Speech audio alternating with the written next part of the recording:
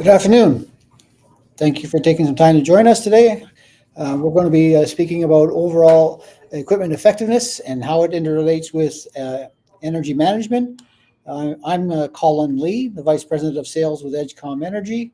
We're an energy management company helping our customers in many different market segments, but we cover everything from curtailment activities right on through to dispatching of battery storage systems and how all of this energy efficiency ties back into things. We're joined today by Derek DeVoe. Derek is a member of Worksimity. I'll let him introduce himself. Yes, hello everyone. Hi, Colin. Derek DeVoe here, Senior Account Executive with Worksimity.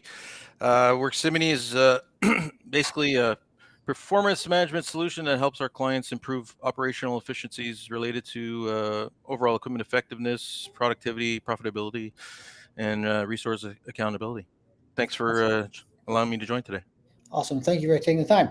So maybe a good place to start, Derek. I mean, some of these concepts are not totally new to some folks, but it's possible that some folks it may be new.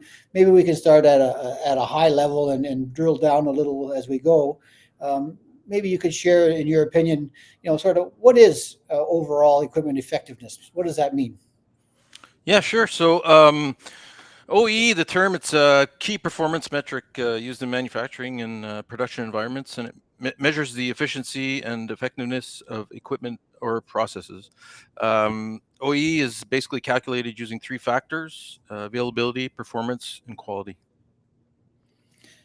Okay. And so when we look at those three basic categories, are they weighted in significance in your opinion? Yeah, basically, let me just speak a bit at a high level of each. Availability is basically the percentage of time that equipment is available and ready for production when needed. It takes into account downtime for maintenance, repairs, changeovers, and other factors that prevent the equipment from running. Performance evaluates the speed at which that piece of equipment is running compared to its maximum design speed. So it considers factors such as slow cycles, minor stops, and idling time that reduce the equipment's performance. And then you have quality, which is the percentage of good quality products produced by the equipment compared to the total count or the total number of products produced. It accounts for defects, rework, and scrap that result obviously in a lower quality output. Okay. It would occur to me from the number of facilities that I've been in throughout the years that, everything's a little bit different. Even when you're in the same industry, the processes are slightly different in each of the different operations. When organizations are sort of looking at trying to enhance their overall equipment effectiveness, what's maybe a place to start?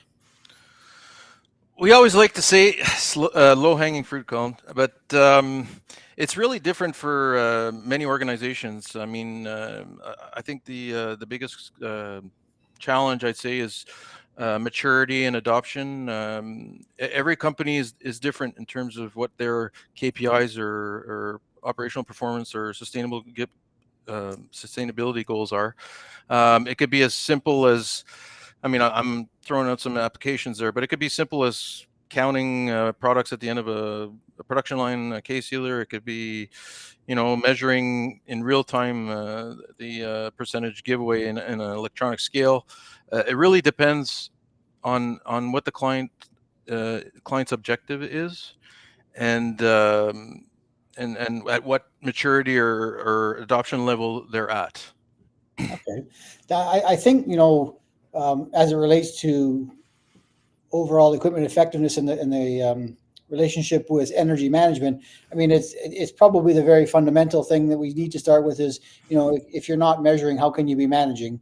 And so when we talk about, going into conversation with somebody at a facility, obviously they have probably a pretty good idea of their processes and probably could steer you in the direction of where their bottleneck perceivably is, and then ultimately through further investigation. And then, of course, I'm assuming that when you're investigating, it's not only just a visual, there's an actual data collection process that allows you to have data to make better decisions about, okay, yes, we have identified a particular problem, and now we're going to measure and then verify that we have actually improved it. So can you maybe speak to that a little bit?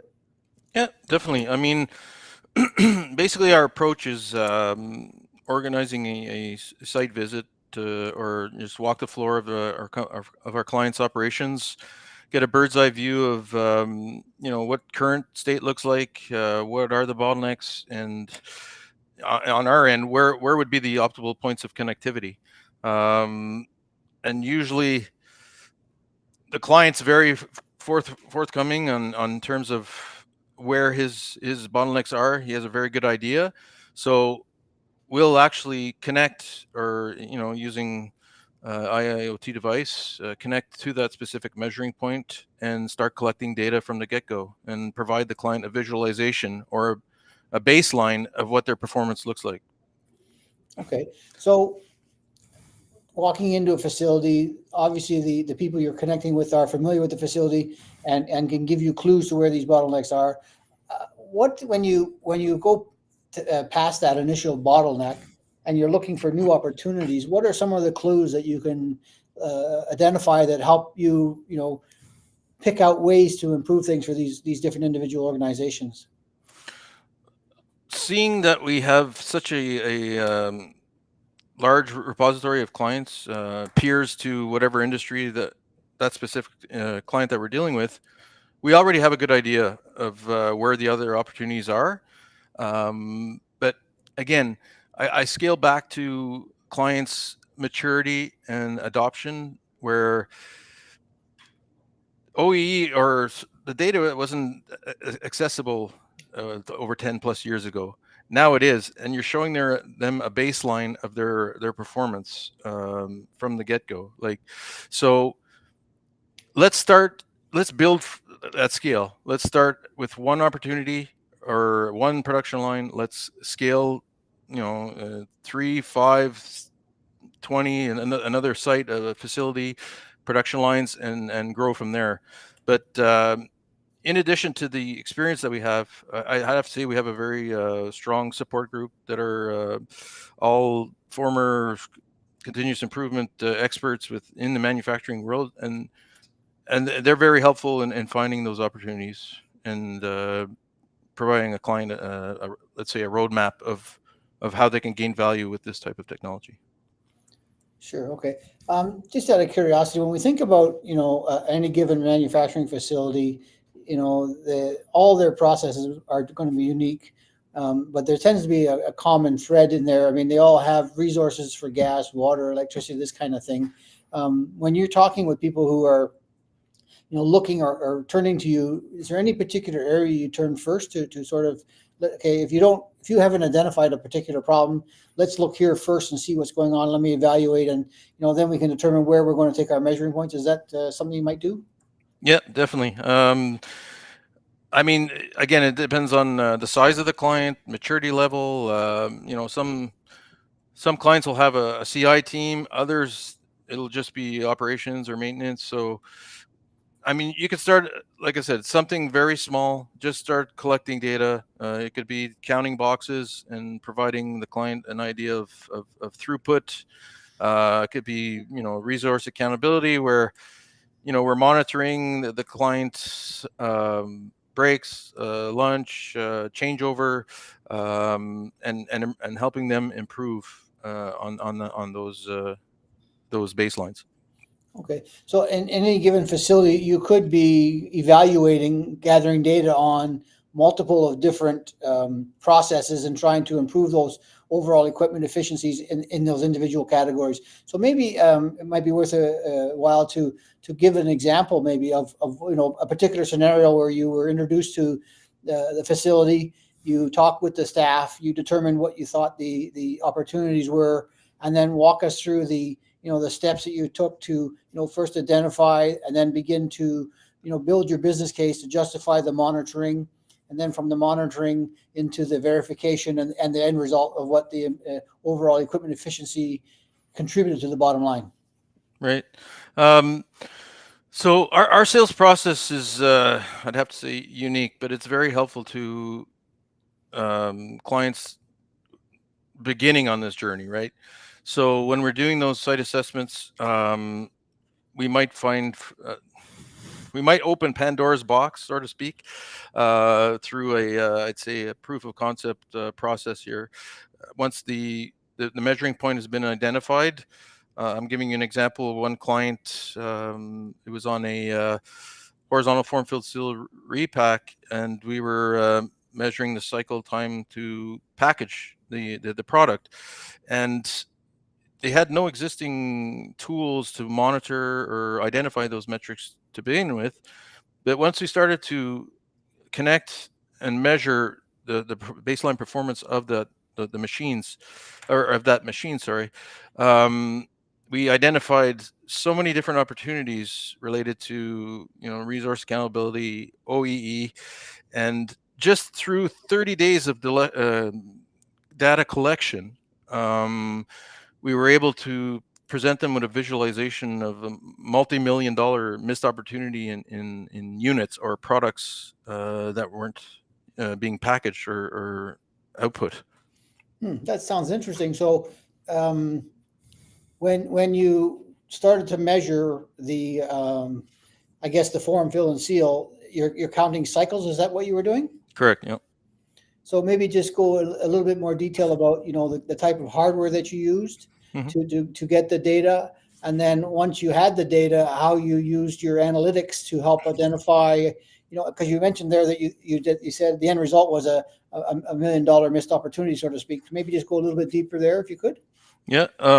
So again, our IIoT device connects to the actual form, fill, and seal, and starts measuring in real time the cycles. And we train our clients, or the client, to use the software, like entering downtime justifications, the shift schedules, and so on and so forth, and all these variables are collected. There's justified downtimes, there's unjustified downtimes, and all this data that's captured is ingested by our analytic component to like I said, the algorithms will calculate which opportunities are the biggest impact to the business, and it'll prioritize those opportunities, showing the dollar amount or time consumed or time efficiency that we could build on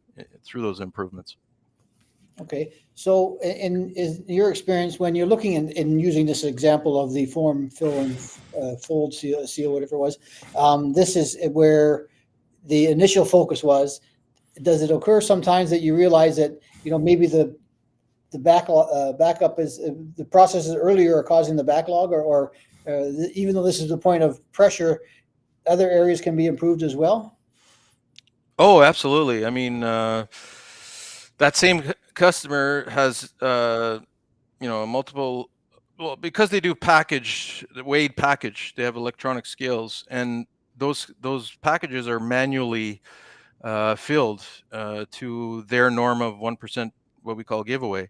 But the key word there is manual. People are manually measuring that 1% giveaway, and our technology can actually collect that data in real time, more precise, because we communicate with the scale, and we can actually identify exactly that it is 1%. So they don't pass, they're not over or under that 1% giveaway. So that's another area of interest for for monitoring and building on operational efficiencies.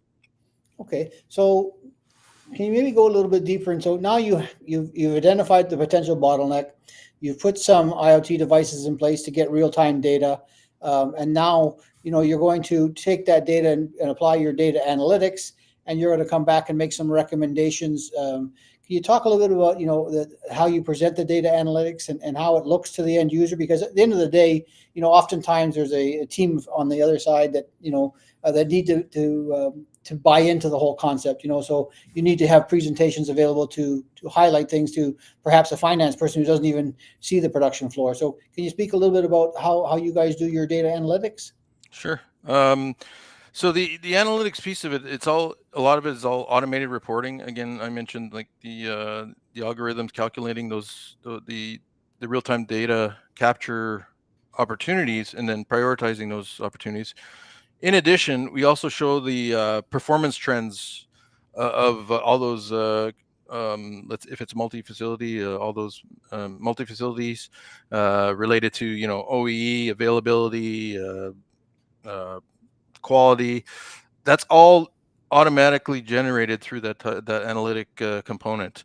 There's also automated reporting where today a lot of people are still in the manual process of building out Excel sheets and manipulating that data, or even to the extent some people are using pen and paper to build out that data.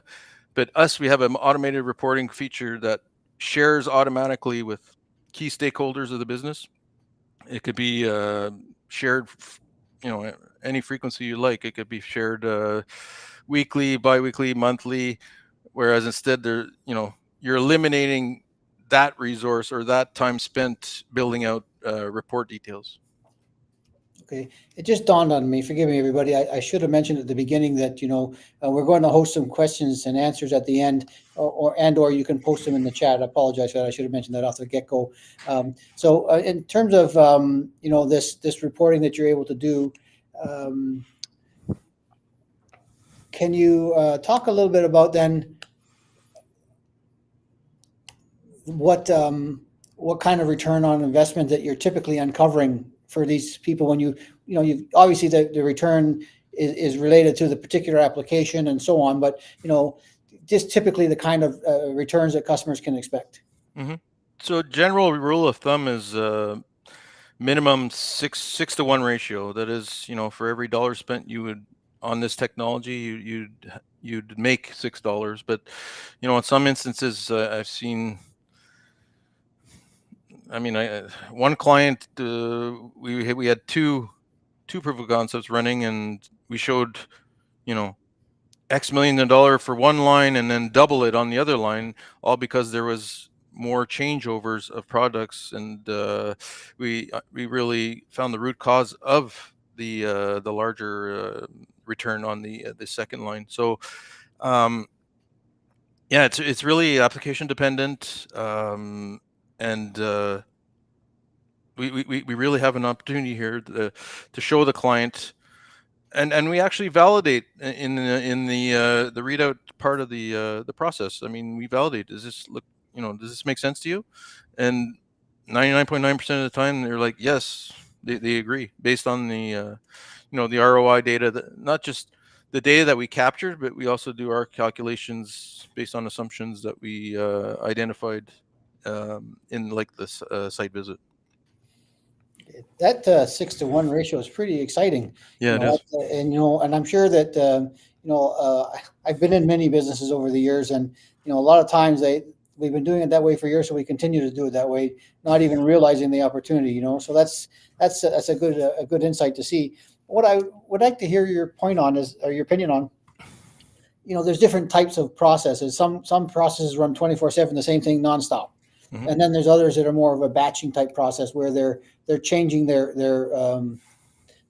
production or style or products or pieces of equipment being used. Can you speak to where you think this overall equipment efficiency is more effective in one or the other? Mm-hmm. I'd say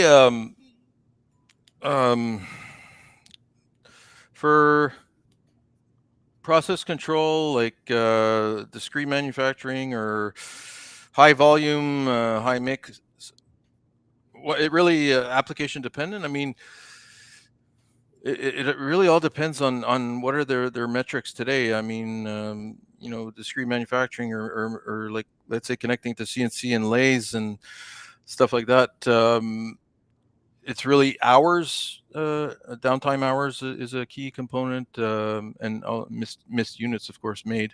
But if you were to have like a food and beverage high volume output, that would also be a very good scenario to build off in terms of operational efficiencies.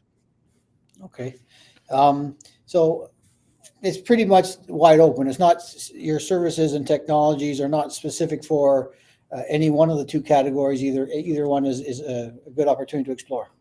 Yes, definitely. Okay.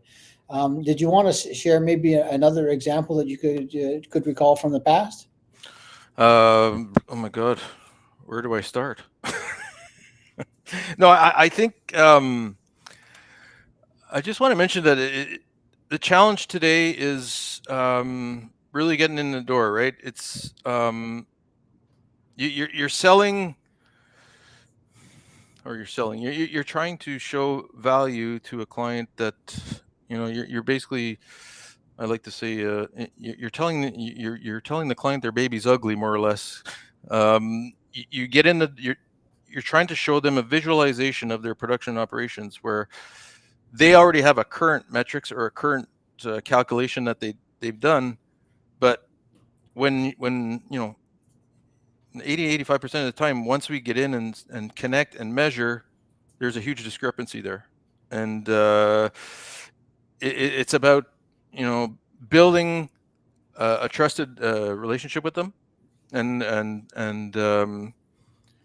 helping them grow. It's not just come in, connect, measure, and then leave. It's an ongoing adoption journey, customer journey, where let's start small, grow grow iteratively.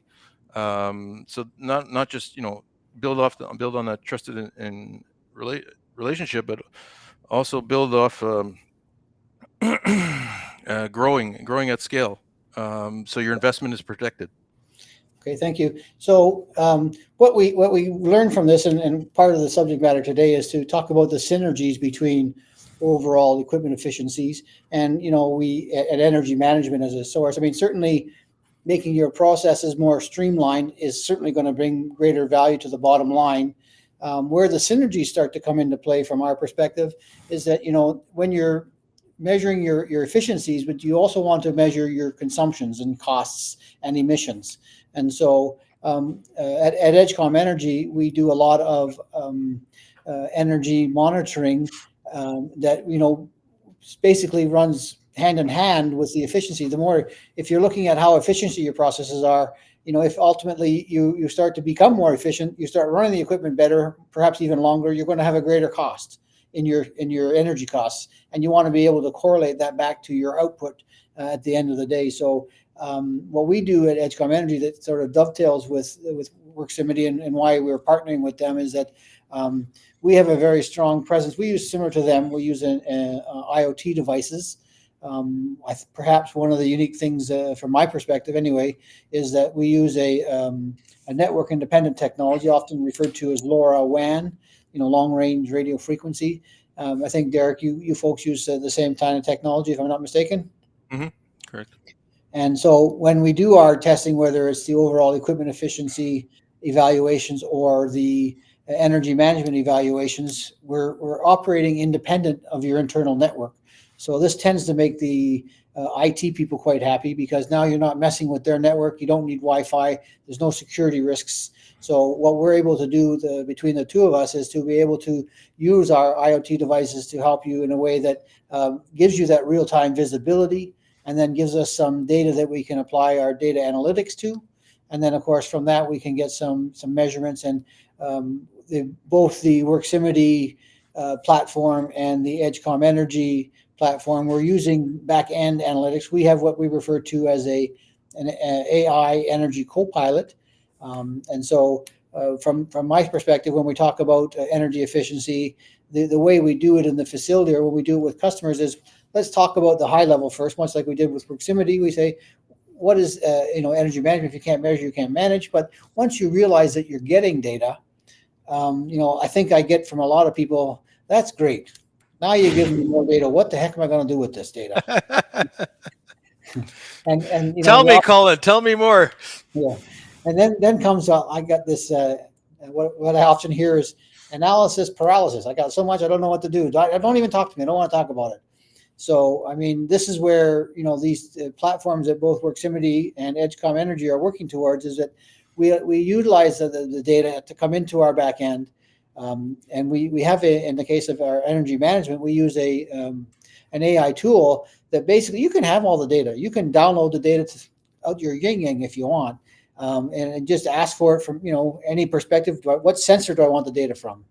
What do I want the data of? Do I want energy costs? Do I want energy consumption in terms of kWh? Do I want demand, kW? Do I want emissions? And then once you decide I want it from this sensor that's on this piece of equipment, whether it's the main gas, water, or electricity, or anything downstream on your gas, water, and electricity. Once you know what sensor you want the data from, then you just have to determine, well, what do I want to know? Do I want to know the consumption in terms of cost? Do I want to know the emissions related to that particular sensor, or the demand, kW, or the kWh? And then from there, all we need to do is ask it a time frame. Do I want it for yesterday? Do I want it for the last hour? Do I want it for the last month? Do I want it for the last year? And so as you begin to see all this data flowing in, you have the ability to download all that data, look at it in real time if you choose. But the real way to relieve that analysis paralysis is to use the AI component to type your query in and get your answer. As long as you construct your question in the proper fashion with those 4 things I talked about just moments ago, you can get to that point and very easily see areas where there's room for improvement. And then once you have the data to back up your decision to take action, take the action. Mm-hmm. And then use the data to verify that you actually accomplished what you wanted to accomplish. And then in the meantime, much like when you're doing, whether it's overall equipment efficiency and or the energy management side of things, when you have the data flowing, you can use threshold alarms. Every process has a norm, has a baseline. Once the baseline is established, we can determine what the max and mins are from that. And then anything outside those norms, we can select the parameters, and we can be notified such that if there is a problem, we're not waiting till it's too costly to identify, oh, darn, why do we know? You get to know right away. And so this is where the synergies between the overall equipment efficiencies and energy management can really, give you that double whammy that you're knowing, you're confident you got data saying my processes are improving. And then contributions to the bottom line are there. And I think another important point would be like profit margins, right? EBITDA margins. I mean, on the OEE side, any increase between 3 and 5% equates to 1% increase in EBITDA margins. So again, profit is another definitely a big point. Yeah, and one of the interesting things about data and the fact that both looking at it again from an overall equipment efficiency and also the energy management side of things is that data is not specific to one department.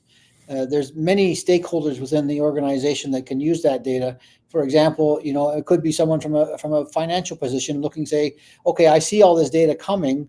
What is my expected costs for that production line, for that asset, for this building? What has the baseline been up to this point? What is the baseline compared to last week, last month, last year? So that gives budgeting tools to people on the financial side. That same data can be used now by perhaps a maintenance person who's looking at setting up the alarms to tell me, okay, something is outside the norm. Let me know so I can go and nip it in the bud and minimize my downtime, or as I refer to it sometimes, backsliding, because you make all these progresses and then all of a sudden something happens and you give it back. So it helps you prevent having to give things back. I mean, ultimately, in terms of energy management in particular, the energy management is tied also to sustainability. And what we're doing in terms of proximity with the overall equipment efficiencies as well as the energy management side of things, every organization is trying to be more sustainable. And so if we can make things run smoother and more effective, add to the bottom line and reduce emissions at the same time, then we're headed in the right direction. So when you're getting the data from our AI Energy Copilot, someone from an ESG perspective, for example, who's part of the sustainability team, can, with real-time data, can get access to real-time data at any facility amongst the dozens they may have. We have customers that are individual locations. We have some that have 600 locations. It just depends. But somewhere along the lines, if somebody's doing that ESG reporting, they're wanting to know the real-time gas, water, and electricity consumption for those facilities. So this whole concept of, using IoT devices that are network independent and to give you that visibility from both a overall equipment effectiveness as well as energy management, you're well down the path to improving things and having the data to support it, rather than just someone on the other side of the fence telling you did a great job, way to go. Yeah, the both combine, or the both metrics combined, are just supercharging your efforts, or your goals, accelerating, anyways, rate to goals to your, operational performances and sustainability goals. Right. So, was there anything else? Oh, by the way, I should just, while we're talking about it, I hadn't given an example just to help people understand, the two sides of the coin for us anyway, in terms of energy management. So, getting the data is one thing, and doing something with the data is the other thing. That's the other side of the coin. So, in terms of the getting the data, we've brought things to such a point where it's very inexpensive and very easy, and also network independent, which is important. But the way to tell you how easy it is one example I had. I'll give you two examples. The first one is I had been recently to an office tower with one of our customers, and they were in downtown Toronto, and the individual who was managing the building wanted to see his Toronto Hydro electric data in real time. So we took the data track hardware to his facility, and I asked him, where do you want to have the hub placed? The hub is basically like a router. It's a mini computer with a SIM card. And what we did was, he said, my office is on the seventh floor. Would that work? I said, sure, let's go up. So we went to the seventh floor. He had his desk there. We cleared a space. We put the router or the hub down on the table, plugged it in. It was already provisioned in the shop to speak to the pulse counter. So then we went downstairs from the seventh floor down to the sub basement, which is really 9 floors down below. And the Toronto hydrometer already had what's referred to as a KYZ output, which is basically a splitter, 3 wires or 3 screws. And we took 2 wires from our pulse counter, screwed one to the K, one to the Y, mounted the pulse counter on top of the cabinet, went back upstairs, and within 15 minutes, the individual was seeing his real-time Toronto hydrometer data on our portal. And that's how easy it is. Yeah, it's incredible. Same for us. I mean, it could be simple as less than 30 minutes. You have a visualization of your production floor and baseline performance, and start collecting data. It's that simple. And the other example I would share with you was a slightly different. It was more of a manufacturing application. They had been working with us for a number of years. We had been supporting them with their peak predictions so that they could minimize their global adjustment costs on their electric bills, and participating in the capacity auction. But they were getting questions from their customers about, when you run my orders, how much GHG or emissions are you creating, so that I can add that to my scope 3s and report it more effectively on our side. And so they wanted them to get a more granular look from an energy consumption perspective at their different loads. Well, one of the interesting spin-offs was that they did get that granular information, and they were able to answer those questions from the emissions utilizing the Copilot. But what they were also able to do was identify areas of pieces of equipment, that were running when they didn't need to be necessarily running. And as a result, it allowed them to enhance or grow the number of kilowatts that they were able to curtail for both programs, the ICI and the capacity auction. So getting that kind of granular visibility does have other spin-offs from it. And I'm assuming it's a similar scenario for you as well, Derek. Yeah, definitely. I mean, I was just going to ask you: is there a specific industry or product that would benefit more of it from EdCom than the other? Like which what is it? Would a steel company, I don't know, yield more benefit than a food and beverage, or maybe talk a bit about that? Sure, thank you. So it's a good question. Obviously, the larger facilities. I mean, measuring and gathering data is not a new concept. It's been around for a long time. I think there is, for a lot of the really large organizations, they've been using a SCADA system of type for some time. Not guaranteed that every facility does, but it's often they do. The interesting thing about SCADA is, from our perspective, is it's very expensive. Yep. And it also has to be tied back in through the internal network. And so, utilizing our IoT type of things, you can add data to easily. We can get data from points that weren't included initially in their SCADAs, for example, and then bring that data to our portal, and then through an open API, we can exchange data with the customer's platform, and then from their stuff to our platform if they want. So the answer really is, if you have a big SCADA system and that's the path you've chosen and you want to stay there, there's nothing wrong with that. It's certainly a very costly way to go. I think that in today's market, the AI component that we're bringing to the table is new. And I don't think many SCADA systems have the AI. What they do have, though, is they have a control component where you can see the data in real time, and then you can turn things on and off from the control panel. But it means somebody's in there. So there are pros and cons. But basically, any facility that's using large amounts of gas, water, and electricity, and you want to manage that, you need to measure it, and then all the benefits come from that. Mm-hmm. And in terms of metrics or ROI, what sort of smoking gun do you use to convert the client over or acquire the client? Well, that's a good question also. So, ROIs are very common, a difficult one to deal with in terms of meters, because we're spending money on hardware to get a visibility, then to identify the problem and then take action to fix it. So it's not like I can say to you, this is your problem ahead of time. Mm-hmm. And if I fix that problem, it's going to reduce X% in return. But I can tell you that from past experience, and even what we do with we have a bundle package. Basically, we believe so confidently. I mean, it's not only us. You go to any government website, and they'll tell you that the more you measure, the more you manage, the better you'll get, and the more. And we see numbers from organizations in the 10 to 15% efficiency gains just from doing that kind of thing. That's hard to say carte blanche that everybody's going to get that, but we'll go as far as to say that we'll guarantee to identify you at least 2% savings with our technology. And normally, because of the inexpensive cost of the hardware, that's all it takes to pay for the system back. And once you've onboarded your client, what are some of the challenges you're facing? I know with us, it's a big culture change for one, and two, you have to keep the light on. You got to keep. It's not like maintenance, but it's like you have to follow certain protocols. Here's your roadmap. Here's where you are now, where you will be in a couple of years or whatever. But you have to be involved. Like you have to adopt it properly.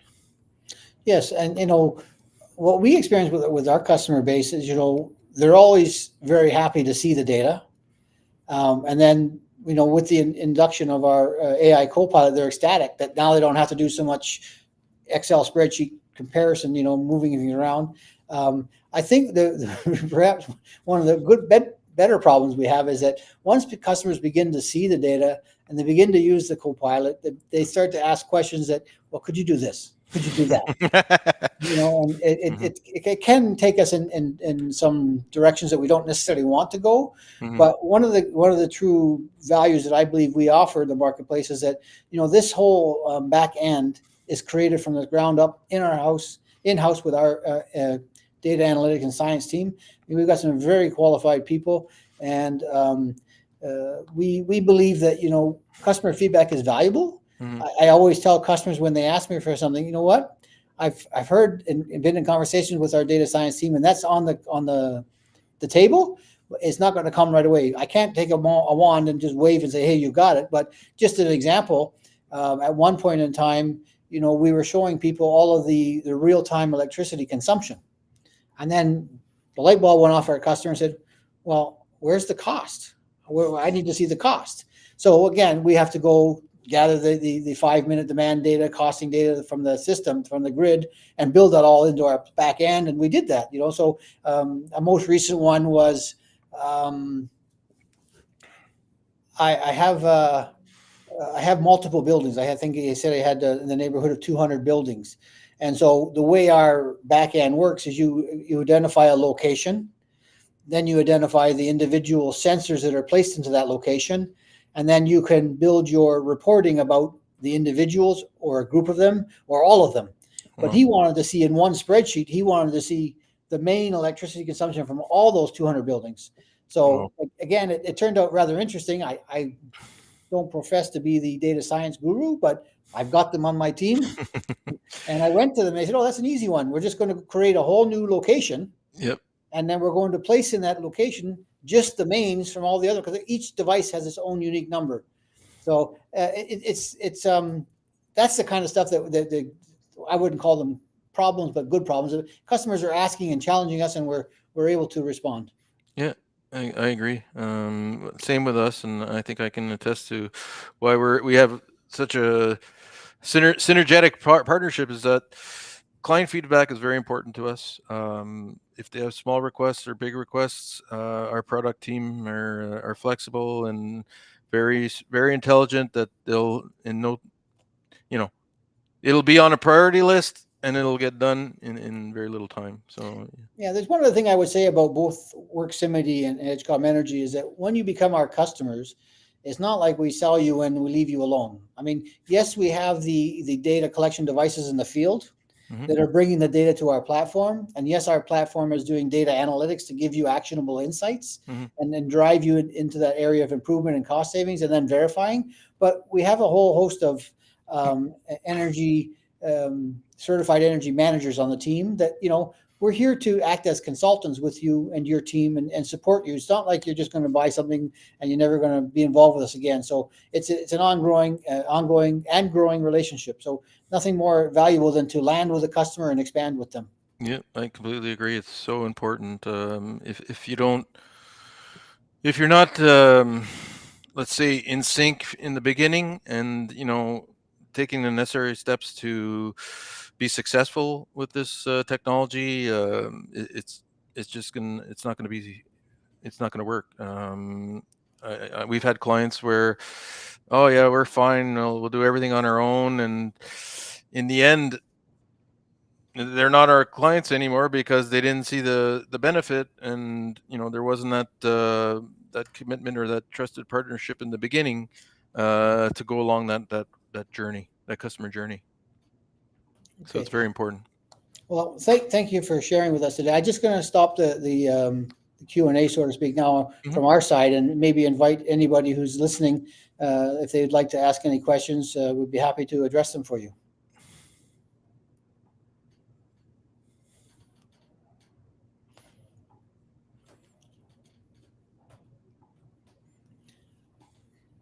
Was there any questions coming through? Okay. Well, having said all that, you know how to reach us if you ever want to get out to us. Derek from WorkSimity and Colin from Edgecom Energy. By all means, if anything comes from this conversation that you'd like to investigate, please don't hesitate to reach out. We'd love to hear from you. Thank you very much, everyone. Thanks very much, Colin. It All was right, great take care. talking to you. All right, thanks, Take care. guys.